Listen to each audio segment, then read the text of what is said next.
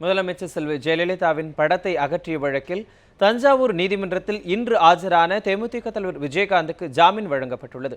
முன்னதாக நீதிமன்ற வளாகத்தில் தொண்டர்களை பார்த்து அவர் கையை அடிக்க ஓங்கியதால் பரபரப்பு ஏற்பட்டது.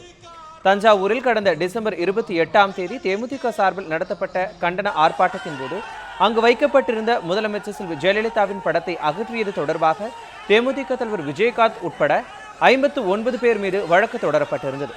இந்த வழக்கில் ஏற்கனவே முன் ஜாமீன் பெற்ற விஜயகாந்த் தஞ்சை நீதிமன்றத்தில் இன்று விசாரணைக்காக ஆஜரானார். வழக்கை விசாரித்த நீதிபதி மூர்த்தி விஜயகாந்திற்கு ஜாமீன் வழங்கி உத்தரவிட்டார். முன்னதாக நீதிமன்ற வளாகத்தில் விஜயகாந்த் தொண்டர்களை அடிக்க பாய்ந்ததால் அங்கு பரபரப்பு ஏற்பட்டது.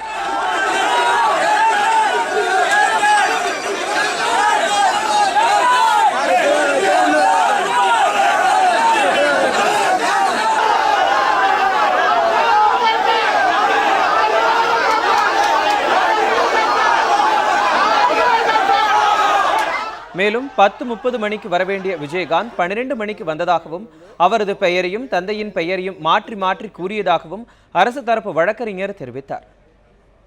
தேமுதிக தலைவர் அவர்கள் அவருடைய பெயர் என்ன என்று நீதிமன்றத்தில் கேட்கின்ற பொழுது அவருடைய தந்தையார் பெயரை உச்சரிப்பது தவறாகவும் அவருடைய பெயரை கேட்டால் தந்தையார் பெயரையும் தந்தையார் பெயரை கேட்டால் அவருடைய பெயரையும் சொல்லு.